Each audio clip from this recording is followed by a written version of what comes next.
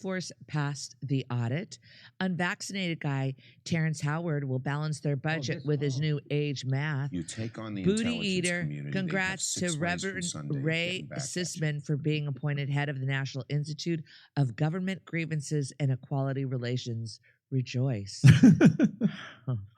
Unvaccinated guy, Aunt Marie hit song Snowbird was actually about the time Kurt spilled the Coke at the Diddy party on his bird between his legs. That took a lot of turns. I can't believe I read it. Thank you, unvaccinated guy. Back to Jimmy. So I'm going to tell you the real story behind the sexual charge of Matt Gaetz, right? So Matt Gaetz doesn't take the donor money. He's not funded by Israel. He's an actual reformer. He's an outlier inside the Republican Party. And so they try to get rid of him. And what are the first thing you do is you launch a sexual misconduct charge.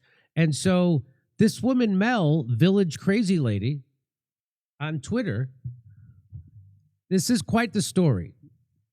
So, all right, friends, now that Matt Gaetz is out of the running, you're going to hear a lot of takes on what's happening and plenty of keep your D in your pants. And that's always good advice. The story I'm about to share goes way beyond anything you could possibly imagine. So if you're interested in the whole story consolidated in one place of what really happened with and to Gaetz, take a seat and let me tell you a story. So the story begins in the fall of 2019 in Florida with this man, Joel Greenberg. At the time, Joel Greenberg was 2.5 years into his first term as the tax collector for Seminole County. So I'm just going to jump to the end, and then I'll fill in the. This guy is also in charge of issuing driver's licenses in Florida, and so he issued driver's licenses to 17-year-old girls, saying that they were 18, 19, 20 years old. And then said that Matt Gaetz had sex with one of those, but even though he was doing that. So here's the rest of the story. Greenberg is your classic rich kid who drinks through life, lighting fires everyone else is forced to put out, never landing hard because daddy's money always catches his fall. You know the type. We all do. And Joel approaches his role as tax collector no different than any other. By fall 2019, Seminole County was awash with rumors about the federal investigation into Greenberg's crypto scam with tax collector dollars. These rumors inspired a local music teacher, Brian Butte, to throw his hat into the ring and challenge Greenberg in the Republican primary slated for the following year. Despite the many advantages Greenberg held over Butte in the race, incumbency, wealth, name recognition, etc., Greenberg's significant criminal activity as tax collector likely contributed to him becoming obsessed with destroying Butte, both publicly and privately. So this guy is the criminal, and he's being challenged by Butte, and he decides to try to destroy the guy because he knows he has a criminal this guy has a criminal background. So throughout late 2019 and into 2020, Greenberg rolled out a series of ever-escalating smear tactics targeting Butte. They started rather typical, labeling Butte, who is from Michigan, as a carpetbagger, but they grew increasingly vicious. He created fake Facebook profiles pretending to be Butte students, leaving comments on public posts trashing Butte as an awful teacher and a pervert. Last year, the page posted an attack on Greenberg's primary opponent titled Creepy Brian Butte. The stalking charge against Greenberg alleges that he used a pseudonym to send letters to the middle school where Butte is a teacher, falsely claiming that Butte had a sexual relationship with a student. Greenberg allegedly set up fake Facebook page making the same charge and set up a fake Twitter account in Butte's name promoting white supremacy. So this guy was going all out. Okay, this all comes back to Matt Gaetz. This is all going to come back to Matt Gaetz. Greenberg's antics finally reached an apex when he mailed handwritten letters to the administration at the school where Butte taught, accusing him of sexually assaulting the students. Greenberg probably didn't expect those letters to be taken so seriously, or else he would have likely been a little more careful. But alas, he was not. And when the letters were turned over to the local sheriff's office, both his fingerprints and his DNA were lifted from those letters, and he was arrested on June 23rd, 2020, and charged by the Department of Justice with stalking.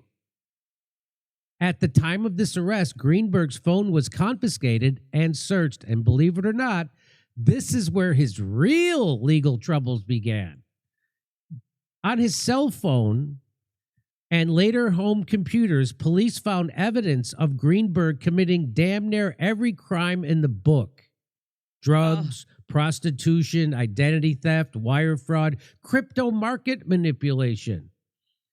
But the silver tuna was a series of messages that occurred in the late spring through early fall 2017 between Greenberg and then 17-year-old girl discussing, among other things, their many sexcapades around Florida and beyond. Further investigation revealed that from December 26 through December 2018, Joel Greenberg was a customer on a sugar daddy website where he solicited various women for sex and escort services. This is where he met the aforementioned 17-year-old girl. One of the individuals Greenberg paid for commercial sex acts was a minor under the age of 18. For part-time, when Greenberg paid her to engage in commercial sex acts with him and others, referred to herein as the minor. Greenberg met the minor over the internet on the website. The minor had an account on the website in which the minor represented that she was an adult. All told, Mr. Greenberg spent 70 grand on hookers he met on the sugar daddy website, much of which he paid for with the government-issued American Express card. He had an online account at a website that advertised itself as a place where sugar daddies could find sugar babies. Greenberg used at least 4 accounts to pay for commercial sex acts: his personal Venmo account, his personal American Express account, his American Express account at the tax collector's office, and his personal Fifth Third Bank account. From December 2016 to December 2018, Greenberg used those accounts to conduct more than 150 financial transactions totaling over 70 grand, all of which involved Greenberg paying women for commercial sex acts using those accounts. This all comes back to Matt Gaetz. In August 2020, the Department of Justice charged Greenberg with sex trafficking of a minor, identity theft, and production of false identification documents, among other things. Turns out in Florida, the Office of County Tax Collector doesn't just collect taxes, they also issue driver licenses and state IDs. And Mr. Greenberg had taken full advantage of this privilege during his time in office. Greenberg had not only created multiple false Florida ID cards for himself, he also created a fake ID for his underage lover after finding out that she had been lying to him about her age. It says right there, they discovered evidence that Mr. Greenberg, whose job responsibilities included issuing licenses, was creating fake identification cards for himself and a teenage girl. And this is where Matt Gaetz comes into the story. So there's Greenberg, and there's Matt Gaetz, and there's Roger Stone. From what I can gather, Gaetz and Greenberg became acquainted at some point in the first half of 2017. The first public record of them associated on a private level comes from this picture posted on Twitter on July 8th, 2017, with none other than Roger Stone. I think it's safe to say that the two did become friends. How good of friends, that's up for debate, but there was a relationship. Okay. After getting arrested in June 2020, at some point, Mr. Greenberg, lawyer, approaches Bill Barr's Department of Justice with a proposition. He claims he can provide evidence that a sitting congressman, Matt Gaetz, had engaged in sex acts with a minor. Bill Barr's so this is Greenberg trying to get a deal for himself. So Bill Barr's Department of Justice then proceeds to open a secret investigation into these allegations that remains a secret until it's leaked the next spring on March 30th, 2021 by the New York Times. Wonder why? Part But this is the same Matt Gaetz that says Bill Barr was in on the Jeffrey Epstein murder. That's the same. So do you see what's happening? Part 3, the man in Iran. Listen to this. Faithful viewers of Tucker Carlson were treated to a peek behind the D.C. curtain on a random Tuesday night in late March 2021. Do you remember this when Matt Gaetz was when this leaked, Matt Gaetz goes on Tucker Carlson and he tells this what seemed like a bizarre story of his father-in-law being extorted for $25 million. Remember that? And everybody thought like Matt Gaetz seems crazy. But here's the story.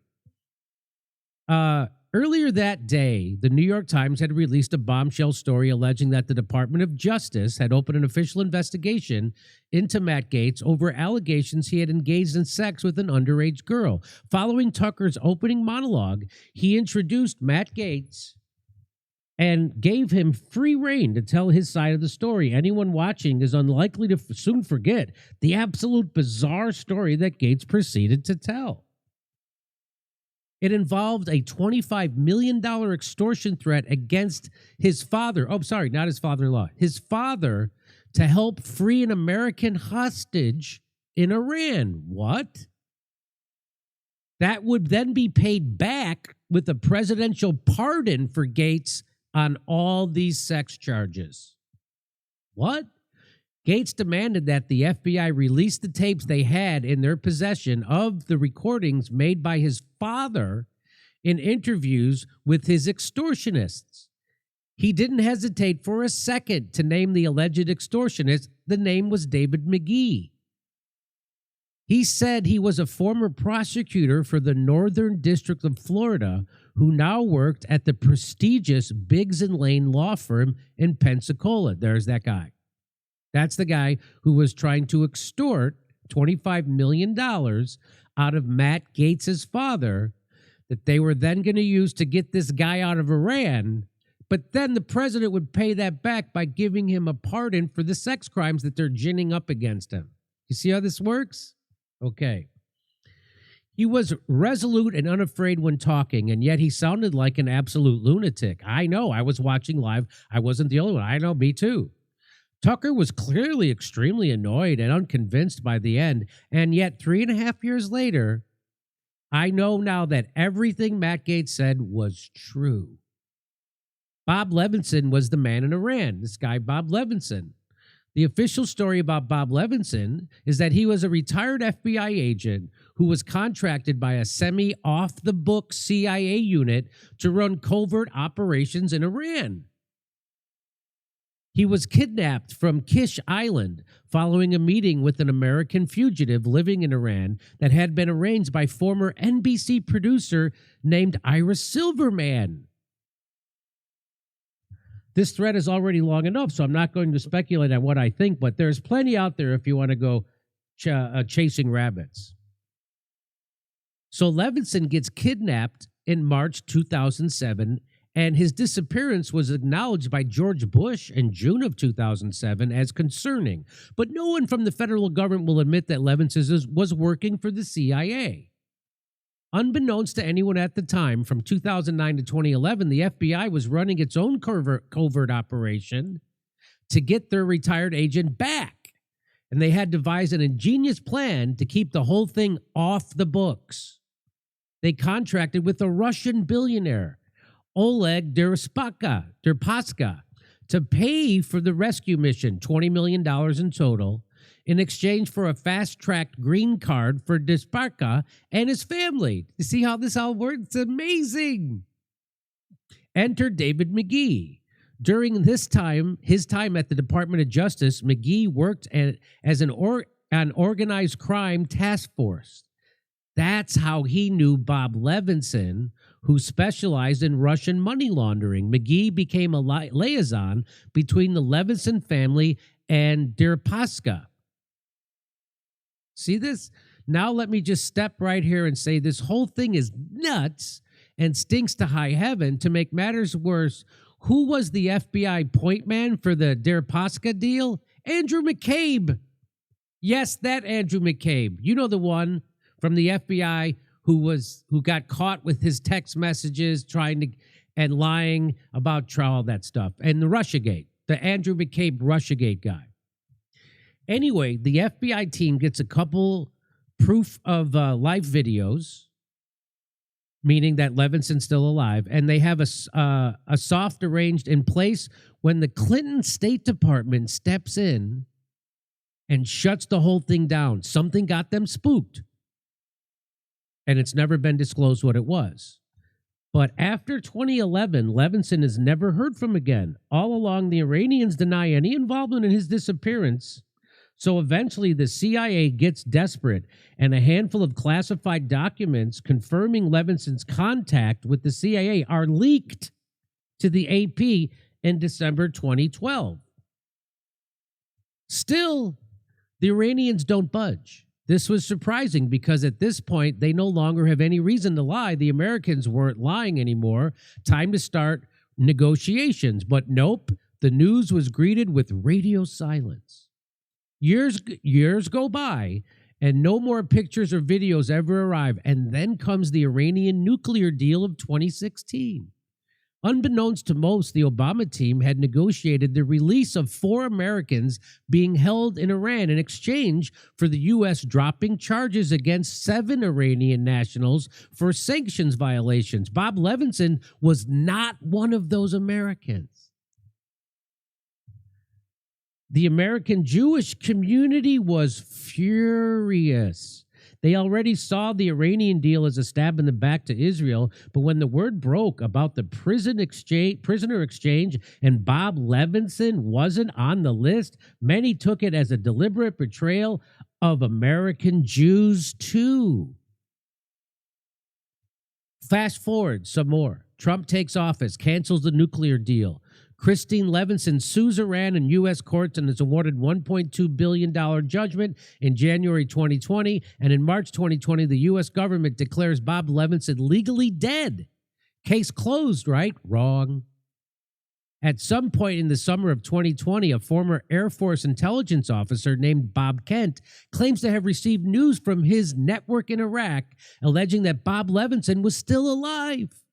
Kent even claims he received pictures to prove it. So Kent contacts David McGee, who then tells Kent about the last privately funded search and rescue for Levinson, and that's when Kent hatches the plan to rope Don Gates into paying for this, so Matt Gates' father, into paying for the new rescue mission.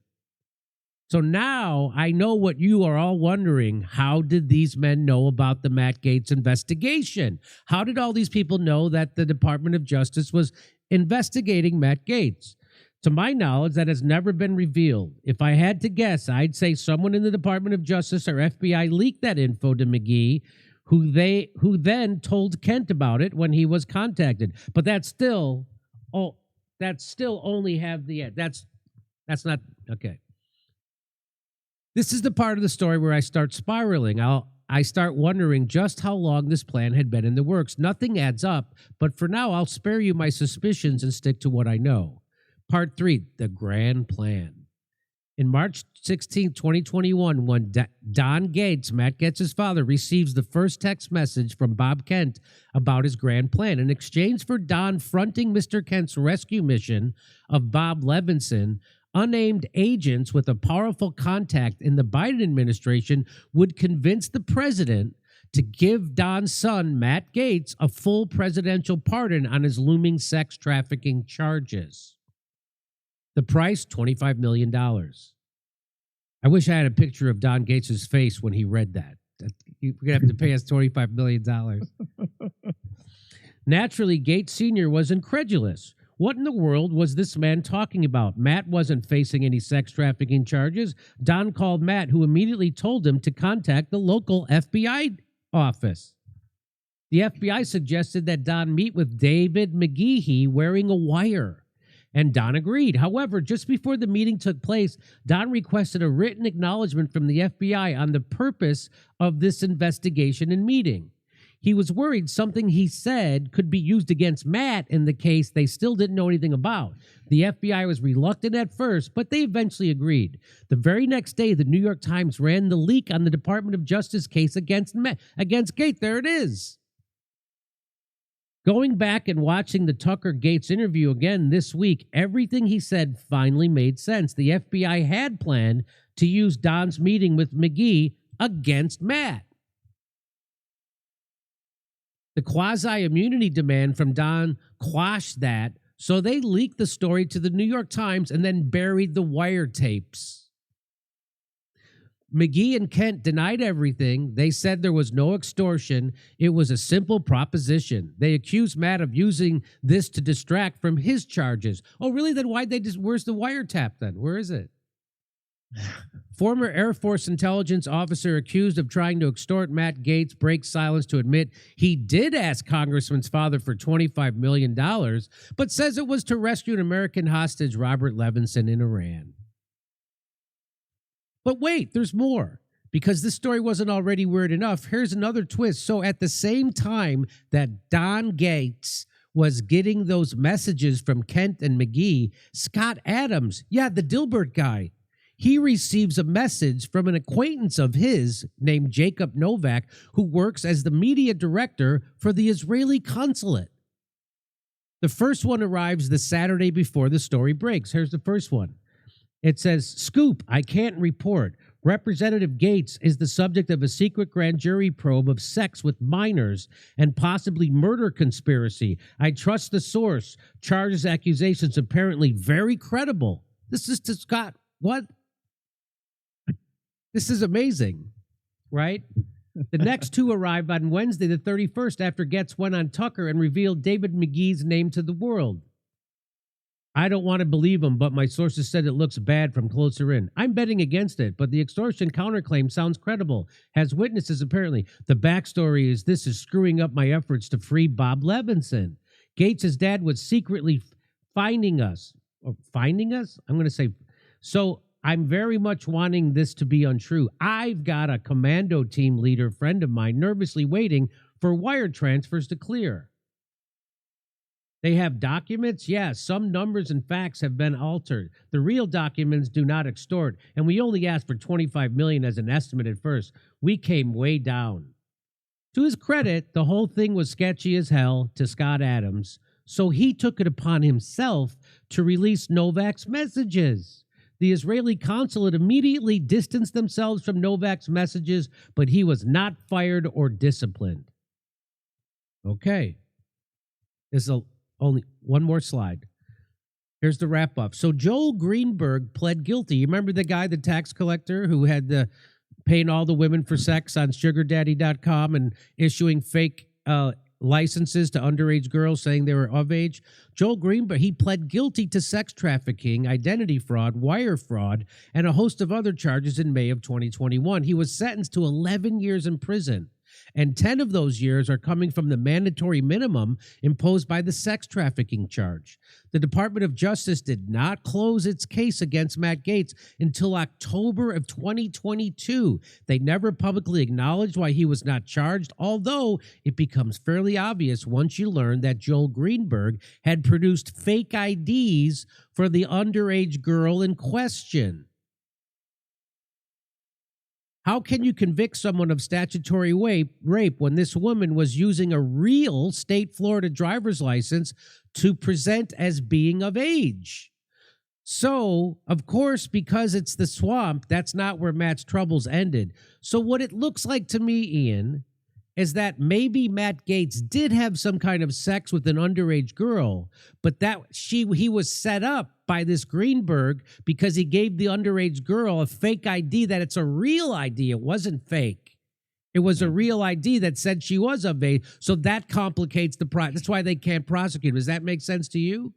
Absolutely. I mean, this story is so crazy, and I saw it pass through my Twitter feed, and I saved it and didn't have time to read through it all. So I'm super glad that you just did. So there's just go ahead. Yeah. Finish it up. Let me just finish it. So, but of course, because it's the swamp, that's not where Matt's troubles ended. The snakes in D.C. were going to milk that investigation for all it's worth. And when Gaetz went for McCarthy during the speaker fight, McCarthy and his allies plotted carefully to get their revenge. So now they got this over him. So this guy's a wild card, just like they would do to Bernie. And the FBI threatened to prosecute his wife, allegedly. Just like that's just is how they control everybody, right? That's why they have P. Diddy parties. Yep. That's why they have Jeffrey Epstein. So we saw the culmination of that plotting on full display today. There are still lots of unanswered questions. Who is the we that Jacob Novak referenced in his text to Scott Adams? Who leaked that info about the Gates case to Bob Kent? Was Joel Greenberg running a honeypot scheme? If so, for who? Sure would be nice to get an attorney general in office who actually gave a damn about answering any of those questions. So that guy, Joel Greenberg, who's in prison, was he running a honeypot? Did he do that to set up Matt Gaetz? Looks like it. So go ahead, Ian. You take it where you want. I was just going to say that this is a textbook example of how quickly things get complicated when you overlay covert intelligence operations that are segmented into just infinite amounts of compartmentalized information, and you cross that with corrupt bureaucrats and deep state actors that have all of their own agendas, and you wind up with like covert programs that go south. Then there's people that need things that no one can talk about, and then there's corrupt individuals trying to find behind, like, off the books solutions using their corrupt power networks within compartmentalized intelligence networks, and pretty soon you wind up with like people blackmailing people for rescue missions that aren't supposed to exist, for extortion money that is illegal, and it's like, it sounds insane, but the more you learn about the history of the CIA and just like how intelligence agencies and government actually work, it just sounds more and more like a rerun of last episode. That's insane. So do you think so? So the theory here, this is an amazing Twitter thread by Mel. Yeah. And I remember I was watching Tucker Carlson, or I saw the video of Matt Gaetz on Tucker Carlson because it was such a crazy, bizarre thing. It sounded like Matt Gaetz was full on batshit crazy. Yeah. But now we know. Before we knew nearly as much about him, too. Yeah. We didn't know anything about Matt Gaetz at the time. No. So the media is always smearing him. And of course, so he goes up against, whenever he goes up against power, they pull this shit out. So now I bet they pulled this shit out again. And they said, hey, but you did have sex with an underage girl, even though you can't be convicted of it because a jury wouldn't find you guilty because this guy set you up with a real Florida ID that said she was older. There's a bigger question there, too, that you were alluding to just a second ago, is like, put the pieces together here. How did this underage girl get into Matt Gaetz's orbit, right, and essentially get into a sexual relationship with him? And the only thing that ties all these pieces together is the dude making the fake IDs that was also soliciting a whole bunch of sex from girls that are working on this website. And so if this girl is working on this website soliciting sex, and this guy gets a fake ID for her, and he obviously knows that she's underage, and then somehow that girl that he's just happens to be the girl that Matt Gaetz has sex with, and that happens to be tied to this other scandal that this guy is tied to, like, I think you're right that starts to point towards potentially there being some sort of honeypot, either single operation or a bigger organization going on. Because we all know that DC is full of honeypot and blackmail operations for this exact purpose. Exactly. Because it's not like a senator, like Matt Gaetz isn't just like inherently interacting with a whole bunch of 18-year-old girls in his daily life. Right. Like, it's not like there's a whole lot of them walking through his normal daily routine. So the question is, how did she get into his daily routine, and who put her there? That's right. Is there something else behind that coincidence? How old is Matt Gaetz? He's 40. I'm also curious when he married Ginger Gaetz. He's 42. So he's not the best look. So he was like late 30s when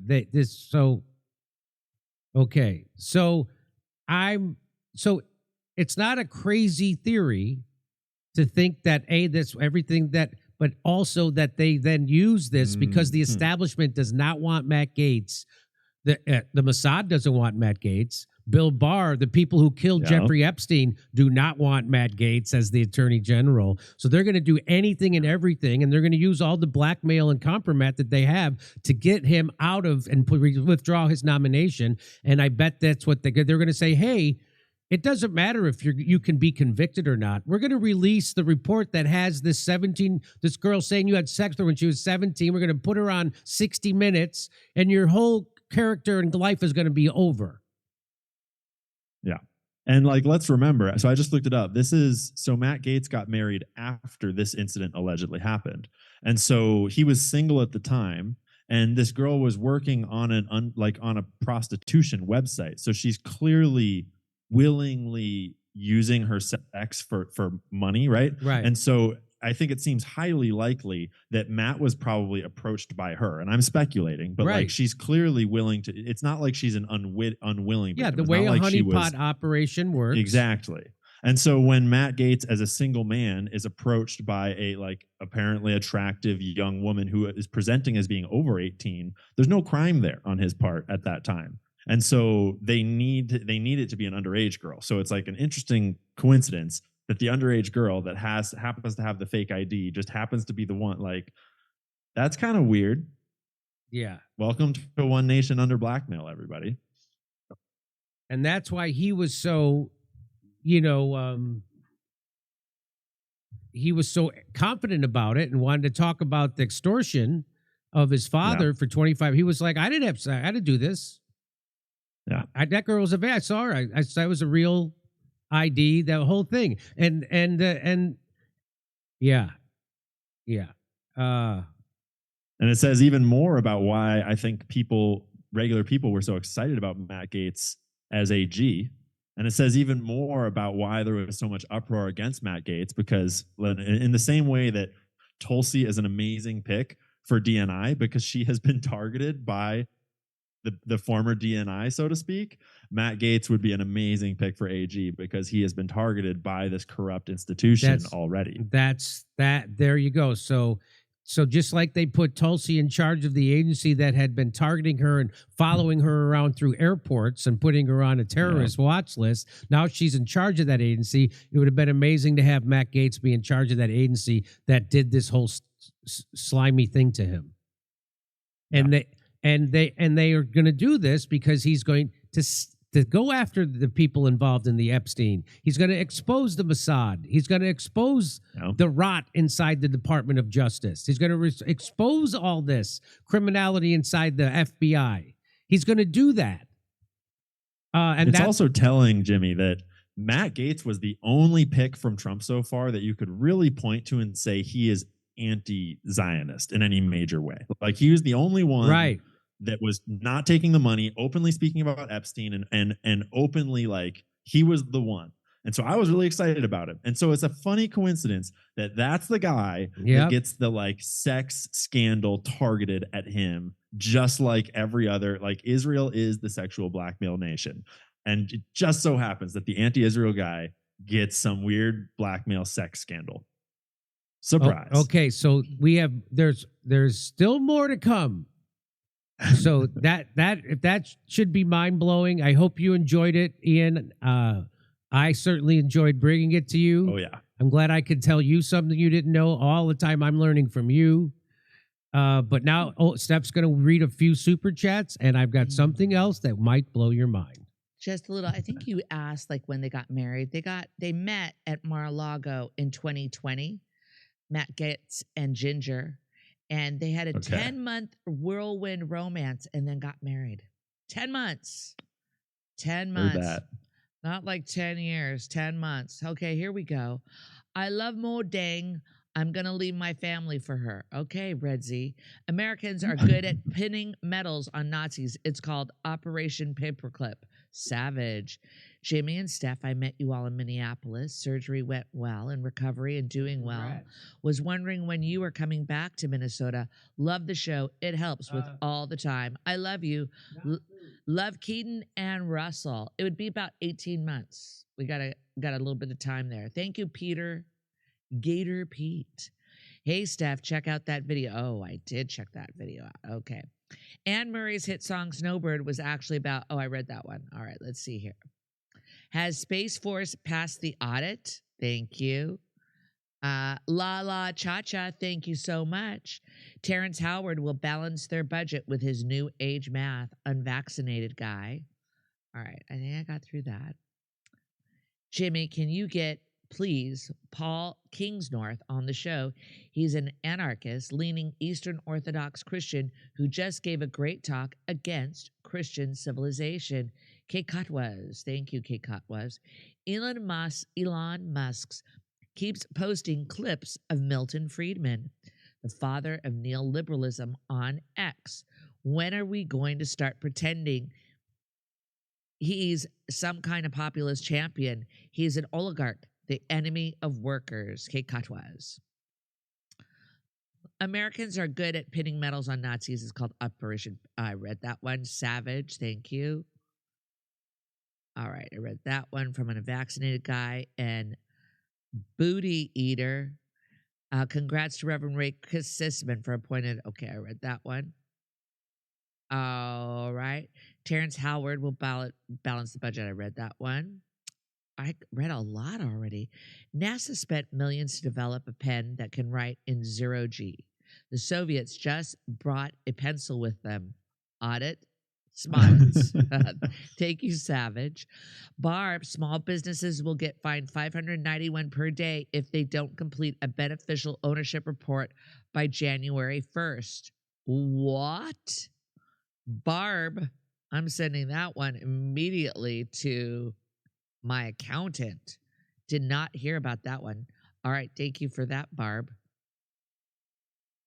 I never thought InfoWars would outlive MSNBC. Benjamin Vito. Yep. Wilford, I will be dead naming MSNBC as long as those degenerates continue to lie to us. Thank you, Microsoft. Dead naming. NBC. I think people are. It's fun that all that stuff is starting to go away. Kathy said Elon announced he's buying MSNBC. Did he? Did he? I haven't seen. I it haven't yet. seen it yet.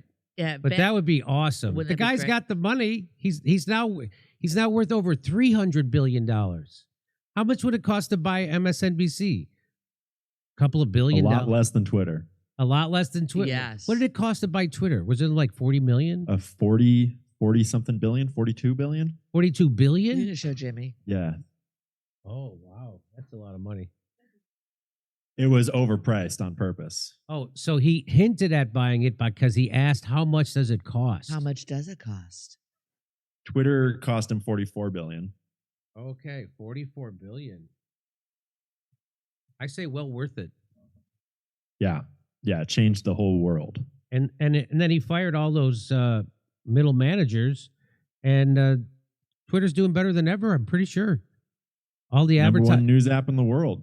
number one news app in the world. All the advertisers came back, and before Elon bought Twitter, it was like something like 70% Democrats, 30% Republicans using Twitter. Now it's even. It's like 49, and the other are considered independents or whatever. That's what Although the liberals love to complain that it's a hotbed for conservatives because there's no censorship of speech and they just can't handle a free speech environment, or at least there's less censorship of speech. So why is that, you think? Why is it that they can't handle no censorship of speech, or why is it Yes. that there's still, because the entire modern liberal ideal does not stand up to debate, because it is inherently an illogical premise, and the only way that it can stand on its own 2 feet is if there is censorship of speech in order to uphold the logic of reverse racism and protected groups and hate speech, because none of those concepts actually stand up to a logical debate once they're in a free speech environment. And so when you promote those ideas on controlled media, on mainstream news, it's easy to make them sound like good ideas because you never have anyone on that can freely debate why those are horrible ideas and why they sow destruction for our entire nation. So It's like liberals when, are learning the hard way that like when when you they put your big boy pants on, you have to be able to argue your point. yeah, like when they started pushing Russiagate, MSNBC stopped inviting Glenn Greenwald on. Yeah, Yeah, pretty much. because It blows my mind when I talk to people that watch Rachel Maddow and I bring up the fact that Rachel pushed the Russiagate conspiracy for 3 solid years, No. nonstop every night. And they're like, well, and you talk through how it was clearly debunked and was all fabricated and actually paid for by the Hillary Clinton campaign, and they sort of like wash it away as like, oh, sure, maybe even if that is true, it doesn't really matter. She does great reporting. It's like, what other reporting did she do for 3 years? I think they still believe Russiagate. I think many of them do. Just like James. I mean, many of them literally think that Trump is actually a Russian agent that just won the 2024 election. Yes. Which is crazy. I agree. I just learned today that John Podesta and Tony Podesta, famous from the WikiLeaks emails, but also campaign staff members and close friends of the Hillary Clinton camp. I just learned that the Podesta group actually was contracted by one of the largest banking groups in Russia during their time. So actually, like, the Podesta group was a lobbying group on behalf of a huge amount of Russian oligarch money in the Clinton campaign. Bill Clinton got $500,000 direct from a Kremlin bank for one speech. Yep, sounds about right. For one speech. Not to mention like Joe and Hunter Biden's ties to Russian oligarch, like business people and stuff. It's so wild how it seems like, I hate to say always, but it seems like it's always projection of just shout at the other person the thing that you're doing. No, that's shout louder. Didn't somebody, some famous Nazi say that's what you do? You accuse your enemy of what you're guilty of? Yeah, Goebel or something like that. Did Goebbels say that? Maybe it was. It might have been. Yeah. I'm not sure. Through deception, we wage war. Mossad talking points. So here's a video I saw. There's something happening weird over at Wikipedia with Bill Clinton and Epstein. Let's watch this. Dude, they're deleting Epstein connections off of Wikipedia right now. I was working on something for a little documentary today and went to go and look at Bill Clinton's Wikipedia page to get the number of times he flew on Epstein's plane. And it turns out that Epstein is only mentioned one time on Bill Clinton's Wikipedia page. And it's in the footnotes in reference to Jennifer Epstein, Clinton family speeches, netted as much as $26 million. Excuse me? So I went to the Wayback Machine and found out when did they delete all of this. Because it used to mention Epstein 47 different times. Because there used to be a whole section about his relationship with Jeffrey Epstein, which was, shall we say, extensive? And so it turns out, sometime on July 22nd, someone deleted all of Bill Clinton's connections to Jeffrey Epstein from Wikipedia. And ever since July 22nd of this year, no Wikipedia editor has saw fit to change that. That is despite numerous witnesses extensively documenting Bill Clinton's friendship with Epstein and his indulgence in the services. That is despite Bill Clinton threatening news publications for talking about it. Bill Clinton being photographed numerous times with his buddy. Bill Clinton being photographed with girls. Jeffrey Epstein literally had this painting of. So that's all I got. That's all the video that I think maybe you got released or whatever. But to Wikipedia's credit, some point after I posted that video, it changed back. And I don't know if I had anything to do with it. And I don't know when. I haven't looked into when it was changed back. But now, so what happened, I dug more into it after that video. And what they wound up doing at that time is they took the section for relationship with Jeffrey Epstein and they moved it to a separate Wikipedia page. So that way they could, because Wikipedia is like a collaborative discussion of how do you represent the truth. And so the editors determined that it would be best to put it on a different page so you wouldn't clutter up Bill Clinton's page. And they had a separate page of Jeffrey Epstein's relationship with Bill Clinton, but it wasn't linked on Bill Clinton's official Wikipedia page, which is egregious. And at some point since I posted that video earlier this year, they have since put the section back onto Bill Clinton's page that says relationship with Jeffrey Epstein. And now Epstein is mentioned 18 times on Bill Clinton's Wikipedia page. That's less mentions than the amount of times he flew on the Alita Express. He flew on the Alita Express 28 times, right? Yeah. And it's just one more mention than the number of times that Jeffrey Epstein visited the White House. Literally the White House during Jeffrey Epstein's presidency. During Jeffrey Epstein's presidency. Freudian slip there. So I thought that, okay. So that was so to me, that was election related. I mean, it certainly is election related.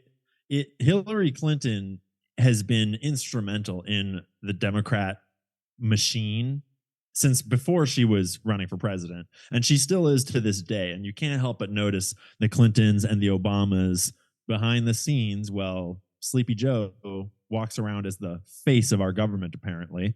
And so we've seen over the years their attempts to clean up their image and to cover up any scandals that come out, to smear anyone that says anything bad about Hillary or their buddies. And this just, to me, it looked obviously like one more of those attempts. Because if I remember correctly, this was right before Bill and Hillary started essentially campaigning for Kamala during her presidential campaign. Yeah, so they were getting ready to put up Bill Clinton back out on the campaign trail for Kamala. And so they wanted to clean up his Wikipedia page. That's exactly what that is. And Wikipedia, if you don't know, is run by the intelligence community. Oh, come on, Jim. In case you don't know this, ask anybody who knows anything, and they'll tell you that. Go look at my Wikipedia page. Why do you think it looks like that? Why do you think run by the intelligence community, Mossad? That's right. The ADL, and a whole bunch of liberals doing their bidding. Why do you think they still call me a conspiracy theorist about the Syrian gas attacks? Even though I've been proven 100% correct about that. I've been proven 100% correct on Russiagate. I've been proven the conspiracy theorists were the guys pushing Russiagate. I was debunking it. The conspiracy theorists were the people saying that Assad gassed his own people. That's a crazy conspiracy. I debunked it, and I was the first one to do it. And then Aaron Mate picked the ball up from me, and he went on and meticulously showed you the OPCW whistleblowers, and he even went to the UN and testified about it. I went to the UN and testified about the Nord Stream pipeline, the UN Security Council. Yeah, it's one of my life goals, Jimmy, to get a Wikipedia page similar to yours where I can also be called a conspiracy theorist. That's when I will know that I've truly made it. You don't have it yet? Not yet. I don't think so. I haven't ever looked, but I can't imagine I'm that dangerous to them yet. So I'll have to work harder. So if you want to know one of the reasons, now we just showed you in the other video of one of the reasons why the deep state hates Matt Gaetz, because he was going to expose who killed Jeffrey Epstein and who was in on it. And he intimated it was Israel and Bob Barr, who was the head of the justice. So it was all these people that rot inside the deep state in America and the rot inside Israel.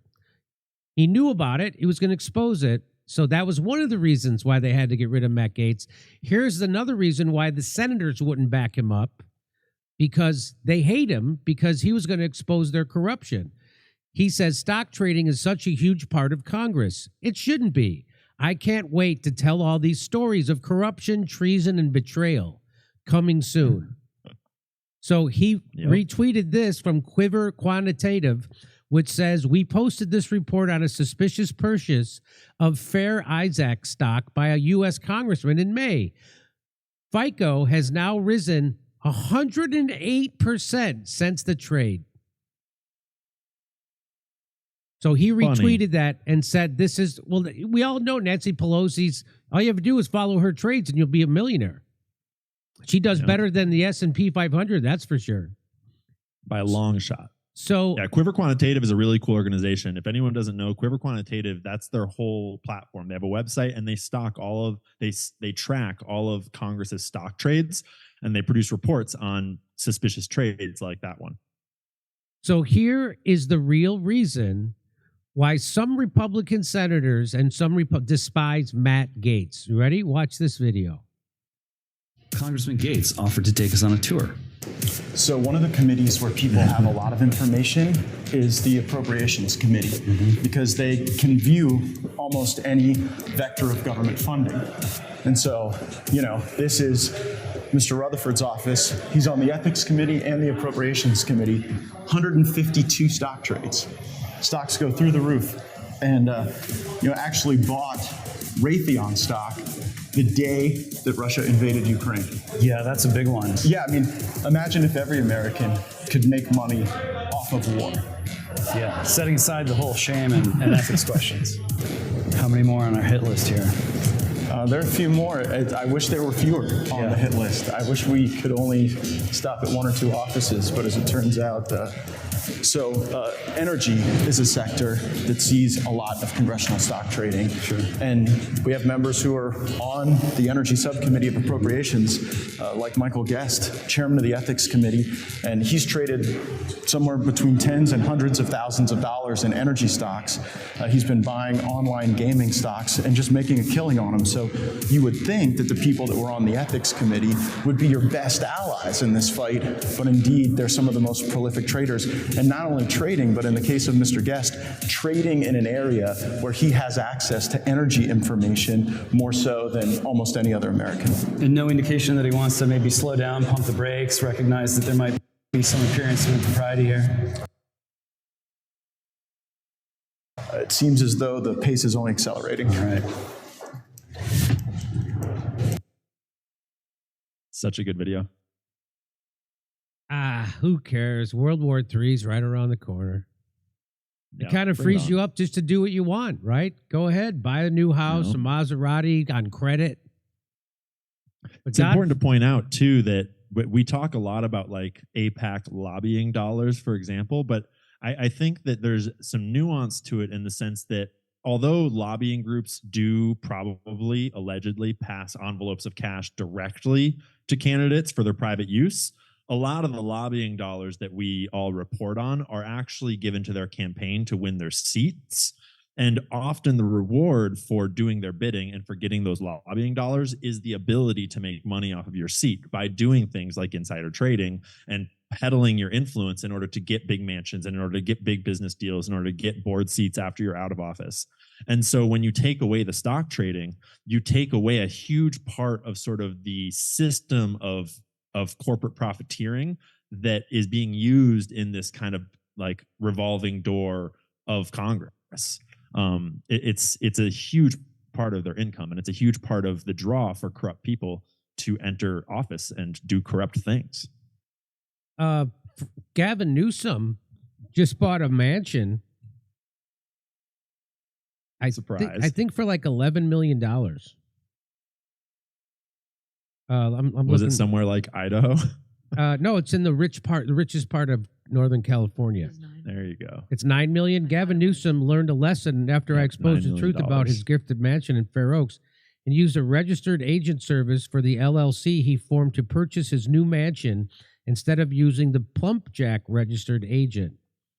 But still, how can an entity that was just formed on November 12th, 2024, close the purchase of a $9.1 million home 2 days later?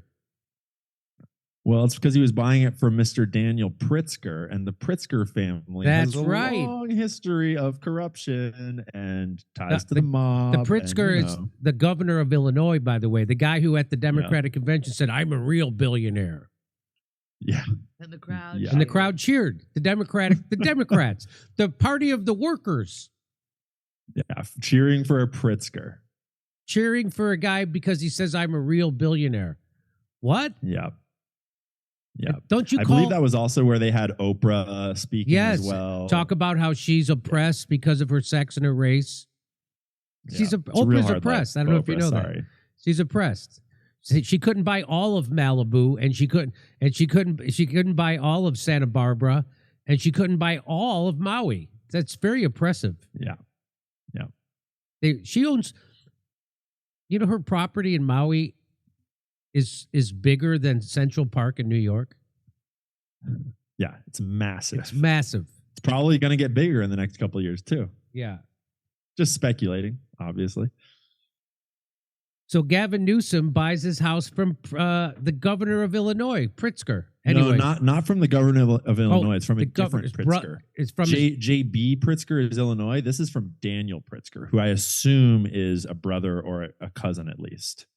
Oh, yes, it is. Cousin. Yeah, he's another heir to the Hyatt Hotel's fortune. That's right. Daniel Pritzker, cousin of Illinois Governor J.B. Pritzker and billionaire Hyatt Hotels heir. Yeah. Okay. Yeah, I asked if he was moving to Idaho because I just learned that the former governor of Washington State, where I'm from, who I think has done all of the terms he can do in Washington State, he is allegedly retiring to Idaho. So he's going to leave the burnt down state that he ruined alone and move to a nice, beautiful red state where he doesn't have to deal with all of his policies. I don't think it's been confirmed yet, but that was the rumor last week. You know what the tax bill is a year on Governor Newsom's new house? His tax bill is $117,000 a year. Jeez. Yeah. That's the governor. Where does he get his money from? Where is Newsom getting his money from? It's all Californian taxpayers' money. Although that's certainly not where he's getting his real money from. And, you know, I've never actually seen a deep dig into Gavin Newsom's finances and his connections. I'm sure there's some people out there doing the dig, but I've not actually seen it yet. Does he have a lady that's worth a lot of money? Did he do a Kyle Kalinske? I don't know. That's the thing about reporting on corruption these days, Jimmy, is that I'm new to this game and there's so much to catch up on because everyone needs investigating that I feel like every day I'm just finding more things I need to look into that I haven't yet dug into, because they're like, it's the job with the most job security to be reporting on corruption in 2024. Okay. Over to Steph. I have more. Do you have time to stick around? You got to go. Yeah, I got time. Okay. Did you hear about Israel's hiring and protecting gangs linked to organized crime and ISIS to steal food and medical supplies from aid trucks in Gaza? Wasim, thank you, Wasim. Jimmy, thank God you're back. I miss you, dude. Jack, thank you, Jack. Much appreciated. Mindrunner, I love The View broke the scandal that Joe Rogan believes in dragons. Who says TV comedy is dead? No kidding. They were really into that. Same thing done to Scott Ritter. J. Radir, thank you. The missing defense money was used to fund alien gender studies. Ha, Eric. Haven't donated in a while, but you all are awesome.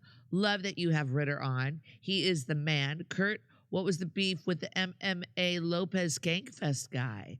Rory wants to know. I don't know, Rory.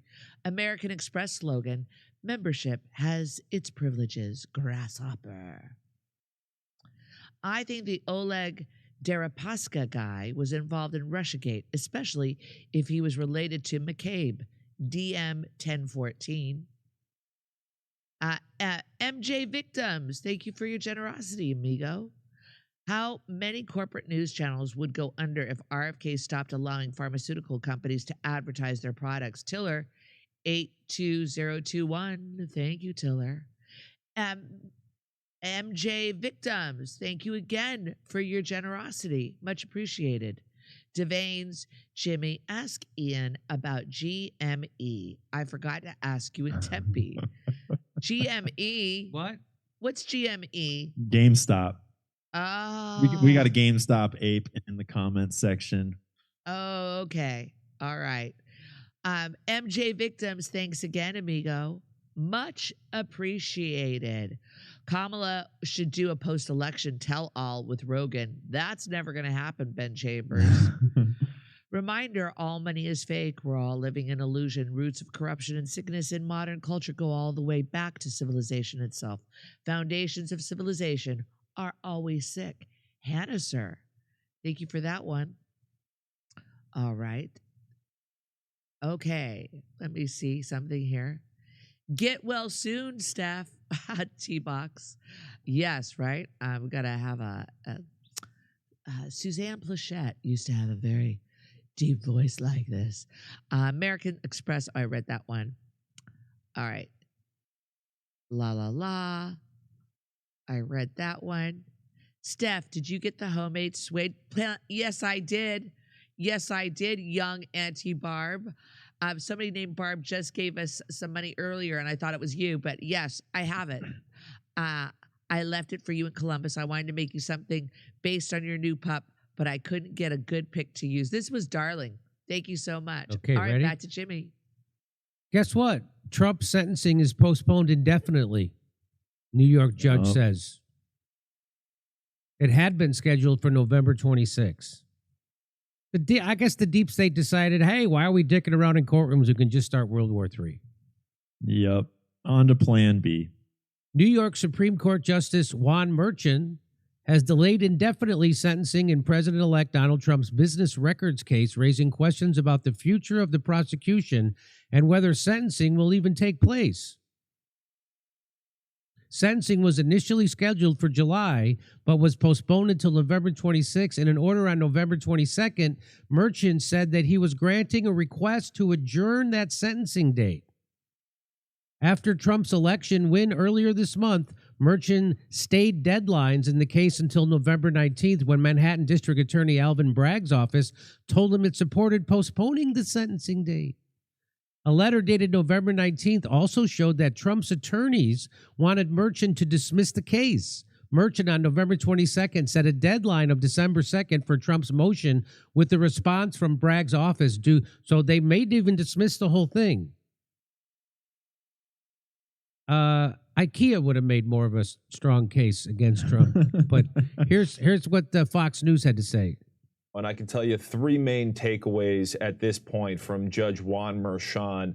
He is allowing Trump's lawyers to file a motion to throw out the case. He is also agreeing to delay the sentencing, which was originally set for November 26th, which is next Tuesday. And he is also pushing back a decision to throw out the case on the grounds of presidential immunity. That's something that Trump's lawyers have really pushed for, because remember, during this trial, there was evidence that was presented by Manhattan DA Alvin Bragg's office that related to and included time during President Trump's first term in office. So prosecutors earlier this week requested that the sentencing be postponed until after Trump's second term. So the judge is agreeing to postpone the date. Again, still just going through this just dropping right now, Jillian. So we're trying to find if there's actually a date that we can look forward to for the sentencing. Trump's lawyers are expected to continue filing appeals to throw this case out. Trump's lawyer, Todd Blanche, also his pick for Deputy Attorney General, has argued that the will of the people in selecting Trump as our next president should supersede the political ambitions, in his view, of Manhattan DA Alvin Bragg. So we will see exactly what comes of this. We're, again, just kind of going through this right now, Jillian. Trump was found guilty of 34 felonies for falsifying business records. And as we dig through this a bit more, we'll bring it to you live here on air. So that's the case of where they said he overinflated the value of his property to get a better loan. And, the thing everyone does. And then the bank they massaged it to be felonies instead of misdemeanors. Yeah, and then they the whole slew. It's something that every real estate agent does everywhere in every city in the country and not the world. You know, it's like when you go in to buy a used car. They go, well, how much for the car? The guy inflates the price. He starts high, you go low, you meet in the middle. That's what happened. The bank did their due diligence. And they were like, yeah, okay, we'll give you the loan. They made money. There's no victim. And the bank says they want to do business with them again because they made money. I mean, coming back to our conversation earlier, Twitter certainly overinflated their valuation when they charged $44 billion for it. Don't see any federal cases there. And just so in case you think the right and left lines are so clearly drawn on TV news, Fox News said Trump was guilty of 34 felonies. That's okay. I know for a lot of people on the left, that's like finding out Santa Claus isn't real, but no. Fox News is just as rhino as the rest of them most days. Donald Trump Jr. tweets out, huge win in Manhattan DA case, sentencing canceled. The judge also apparently asked to file papers to dismiss the case. Another one bites the dust. Yep. LFG. I wonder if it's because they're worried that they are doing illegal things and they're going to get prosecuted for this prosecution, or if they're just throwing it out because they don't think it can go through. I wonder. I wonder if there's some fear involved there. I wonder how Alvin Bragg is feeling right now and Fannie Willis is feeling right now. Fannie Willis got exposed as being a big liar and just as corrupt, and that video of her saying she's never going to have sex with a relationship or sex with someone who works for her, and then she had sex in a relationship with someone who works for her, overpays that guy. That guy ends up lying on the stand. It's unbelievable what happened. Unbelievable. Laura Loomer says, but here's the twist, Ian. While it's wonderful news that Judge Juan Merchan has canceled President Trump's sentencing date of November 26 indefinitely, we still need to push for a judiciary GOP for accountability. Both Lauren Merchan and so that's the judge's daughter, and her business partner, Mike Nellis, both of whom worked for Kamala Harris, have ignored 3 subpoena requests from Jim Jordan. For some reason, Jim Jordan doesn't want to enforce the law. When you ignore a subpoena, you're supposed to go to jail. They put lots of people around Trump in jail for that, including Bannon. Yep. Are we going to be getting any accountability at all? Happy to see the sentencing date is adjourned, but want to see anyone in the House GOP pushing for accountability. Is he above the law? House Judiciary Committee Chairman Jim Jordan has subpoenaed the CEO of a political consulting firm that employs the daughter of the New York judge expected to sentence former President Donald Trump next. This is an old tweet. Jordan informed Authentic Campaigns CEO Michael Nellis of the subpoena on Wednesday in a letter accusing him of failing to comply with prior requests for information from House Republicans related to the firm's work with Trump's political adversaries. And they didn't. And so here, as such, the committee is left with no choice but to resort to compulsory process, Jim Jordan wrote.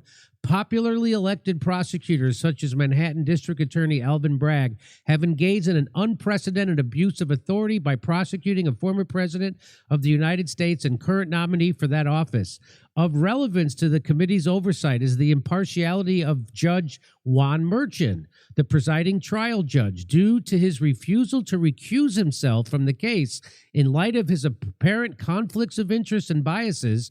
Lauren Merchan, the judge's daughter, is the president and minority partner of Authentic Campaigns, whose top client includes Representative Adam Schiff, who is the lead prosecutor in Trump's first impeachment trial, and the Senate Majority PAC, a major Democratic Party fundraiser. One such conflict is Ms. Meacham's, daughter of Judge Meacham and president of Authentic Campaigns, work on behalf of President Trump's political adversaries and the possible financial benefit that Ms. Merchan and Authentic Campaigns received from the prosecution and conviction of President Trump. Jordan wrote, noting that he has gleaned from public reports that both Nellis and Lauren Merchan were closely involved in the presidential campaigns of both President Biden and Vice President Harris. Come on. Okay, how about Rules for thee, but not for me. Let's do it this way. Show of hands, who is here not associated with Jeffrey Epstein? All right, come on. During Ms. Merchan's employment with Harris campaign, Authentic Campaigns received over $7 million in compensation for its services, the Ohio Republican said. Nellis also worked for then presidential candidate Harris, and it appears you continue to do so. Authentic Campaigns conducted work for the 2020 Biden-Harris campaign and, according to public records, was paid just over $2 million in a 1-month period for its work. So this is the hush money. Yep. Yeah. So apparently Trump paid off a porn star he had sex with to hush about it. Bill Clinton paid off Paula Jones for $850,000. They told a press conference and told everybody they did it. Yeah, the video's on YouTube. I know. I showed it on the show. Like, what? How is this a scandal? Not to mention that we have Bill Clinton actually sleeping with minors while he was the president of the United States, engaging in the services of Jeffrey Epstein. And that dude is not only not being prosecuted, he's being touted as a representative of the Harris campaign, as though he had any moral authority to stand on. So Astral Defense tweets out and says, Steve Bannon went to jail. Peter Navarro went to jail. Paul Manafort went to jail. Roger Stone went to jail. Alan Weisberg went to jail. Rick Gates went to jail. George Papadopoulos went to jail. What do they have in common? They all work for the Trump campaign. Yeah. But it's crazy because I would assume that liberals are going to be looking at this pushing off of the sentencing of Trump and probably letting the case drop. And they're going to look at that and say, look, see, Trump gets away with everything. and the justice system is skewed, and now Trump is going to engage in lawfare, and it's so unfair, which just like is unbelievable. You take on the intelligence community, they have 6 ways from Sunday at getting back at you. Okay. I have another one. Let me see what this is on my soundboard. It's a new one. I can imagine what can be and be unburdened by what has been. Oh, Kamala Harris will live forever. I've got 2 more. You're fired. Get out of here. You're fired. And one more. Let's see. That is not a joke. That's a straight fact. Yeah, I think I'm going to have, I was actually planning, I don't necessarily have to anymore, but if Kamala got elected, I was planning on changing my bio to comedian to try to stave off going to jail for reporting on the news. Oh, okay. Not a bad idea. Yeah. So, and what bothers me is when I had people on like Cornel West, who I respected so much before he came on my show. Yeah. And I pointed out to him that they're doing lawfare against Donald Trump. And if they could do it to Donald Trump, former president of the United States, then they could do it to Bernie Sanders. They could do it to Jill Stein. They could do it to you if you become a threat. Yeah. They'll do it. That's just why you need to stand up when they're doing it to someone who's your enemy, because they're eventually going to use it against you. And he called me a Trumper. He said, I think you like Donald Trump more than you let on. No, I like the law. I like democracy way more than you do, Cornel West. Yeah. Way more. Because real I'm bummer not to a see from him. coward, and I'll stand up and I'll call this bullshit out, because if they can do it to him, they can do it to anybody. And this is exactly what the establishment does. Yeah.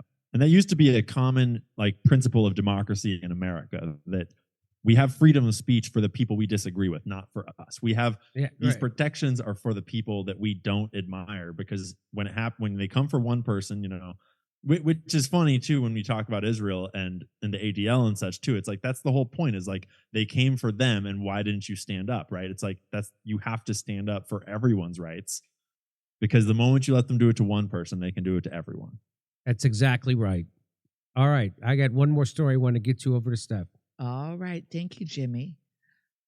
Steph, same Barb, different platform. Barb, did you tell me about the small business?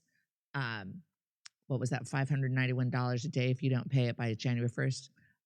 My guy's got it covered. Thank you for the hot tip.